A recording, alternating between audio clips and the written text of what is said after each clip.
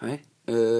Jeg vil først forklare om, hvordan koefficienterne i et angrebspolynom påvirker polynomisk graf, og så derefter vil jeg bevise toppunktsformlen. Først vil jeg starte med a. Når a er over 0, så vender parabolens grene opad. Det vil sige, at parabolen er glad, den vil se sådan ud. Når a er under 0, så vender parabolens grene nedad. Det vil sige, at parabolen er sur. Det kan se sådan ud. B som koefficient er lig med handlingen, at tangenten til parabolen i punktet med x er lig med 0. Tangenten til parabolen i punktet med x er lig med 0 er givet ved ligningen y er lig med bx plus c angiver parabolens skæring med y-aksen, altså hvor parabolen skærer med denne her akse. Og hvis jeg går videre til beviset af toppunkterne, skal vi først lige få på rene, at herover ser vi x1 minus h, og herover ser vi x1 plus h. Det er så de to punkter på en angrebspolynomie. Så derfor må det så gælde, at f af x1 minus h, det må så være i lig med f af x1 plus h.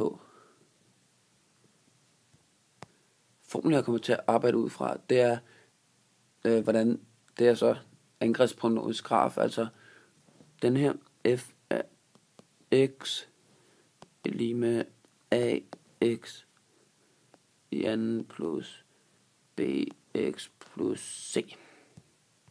Og så ud fra den ligning, jeg viste før, så sætter jeg så bare ind på x's plads, sætter jeg x1 minus h i anden.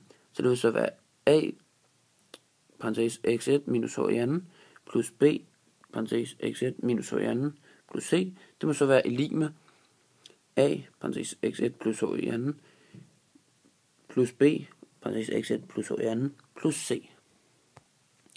Ved hjælp af kvadratsætningerne vil det så give a, parentes x1 i anden, plus h2 i anden, minus et dobbelt produkt, plus b, x1 i anden, eller x1 minus h.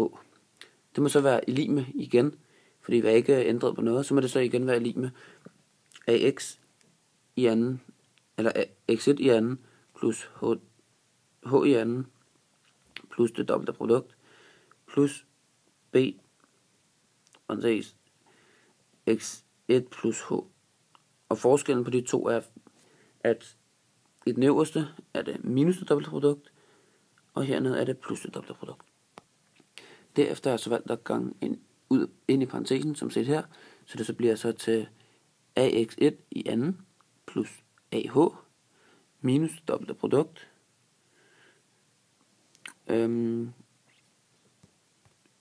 plus bx1 minus bh, i lig med, og gør det så det samme, ax1 i anden, plus ah i anden, plus 2 ax1h plus bx1 plus bh. Hvis man forkorter det ned, bliver det så til 2 ax1h minus bh i lig med 2 ax1h plus bh. Hvis man så fra før minuser med 2 ax på begge sider, kommer det så til at stå 4 ax1h i lig med 2 bh.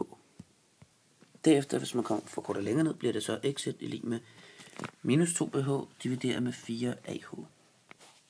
Og hvis man så forkorter yderligere ned, så kommer det så til at stå, altså hvis man fjerner h ganger med h på begge sider, altså fjerner h på begge sider, så kommer det så til at stå minus b divideret med 2a, som så er vores x-koordinat. Og nu skal jeg så bevise y.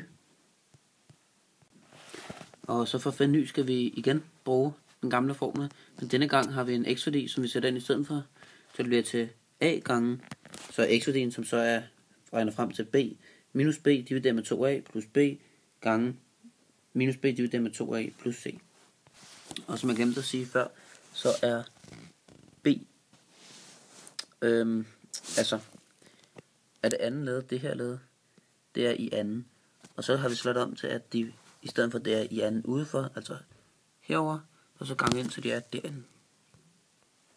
Så Så fortsætter vi så og trækker fra, hvad der var før, og ganger ind i parentesen. Altså ganger a ind i parentesen, så det bliver til b i anden divideret med 4a minus b i anden divideret med 2a plus c.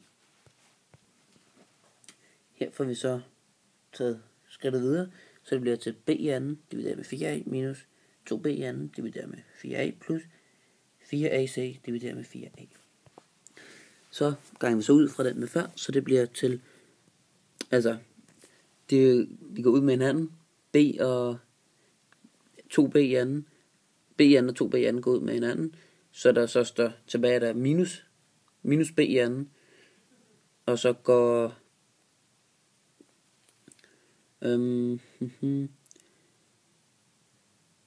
går a, c hen og bliver sammen med det andet led, og 4a går sammen med hinanden, fordi det brøker, så der så kommer til at stå minus b i anden plus 4ac divideret med 4a, og det kommer så til, hvis man skriver det om, fordi at minus b i anden plus 4ac, det er så man finder diskriminanten, så det kommer til at give lig med, lig med minus diskriminanten, fordi det er så man finder minus diskriminanten, det er det der deroppe, divideret med 4a, som jeg havde fra før. Det var det.